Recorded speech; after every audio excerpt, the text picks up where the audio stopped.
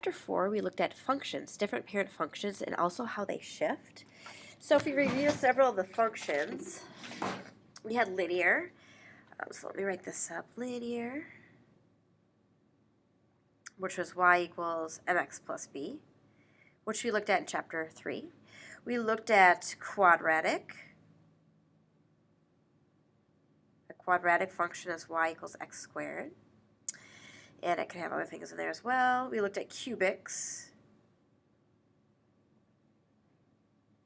which is y equals x to the third.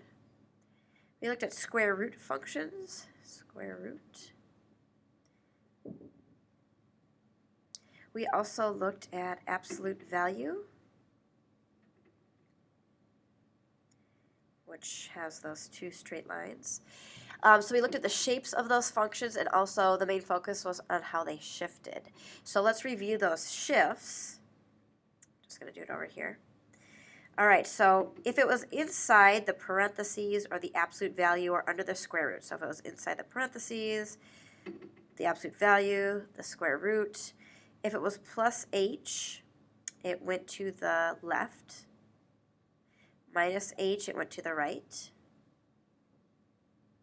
And then on the outside of that, if it was plus k, it was up. Minus k, it was down. In front of that starting value, this a value we call it right there, if it was negative, then it flipped over. And so we looked at, in your function dances, how you can incorporate dance to make these movements. On your final, you'll see it as, how are these functions shifted, what is the parent function, and so on. So if we do a few examples, let me erase this real quick. Okay, so example, let's do this example right here. Explain the following shifts of the graph. So here the minus 3 will be down 3. The plus 1 inside the parentheses will be to the left 1. Its absolute value is a V-shaped graph.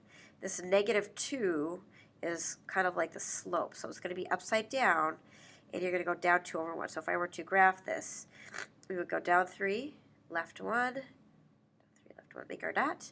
To graph it, I would go down 2 over 1 in each direction. So from here, down 2 over 1, down 2, I should try that better. So down 2 over 1, down 2 over 1, and you would do it in each direction, down 2 over 1, and your graph would look something like this green line right here. So shifting the graph was in Chapter 4. Also functions. What's the definition of a function? For every x value, there's only one y value. For every input, there's only one output. On a graph, you could try the vertical line test. If you drop a vertical line, is there only one answer? We looked at function notation, f of x equals y. So for example, find f of negative 3 means plug in negative 3 for x and solve. So here's what that would look like. F of negative 3 would be negative 3 minus 2 plus 5. I'll show my work right here. This is negative 5 plus 5. What is the absolute value of negative 5? What's that distance from 0? That would be 5. So we would say for our final answer, f of negative 3 equals 10. All right, it's slightly different than the next example, which says the answer is 20.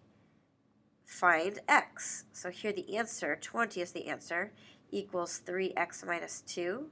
This one we don't plug in and get an answer. Instead, we work backwards and solve. So we get 22 equals 3x. So x will be whatever 22 divided by 3 is. All right, find the equation of each graph. Give the domain and range of each. This is a square root function. Here's the parent function. Starts at 0, 0. But it shifted. It looks like it shifted to the left 5. Right here, left 5. So y equals left or right under the square root sign or in the parentheses. So x plus 5. So there's your shifted function.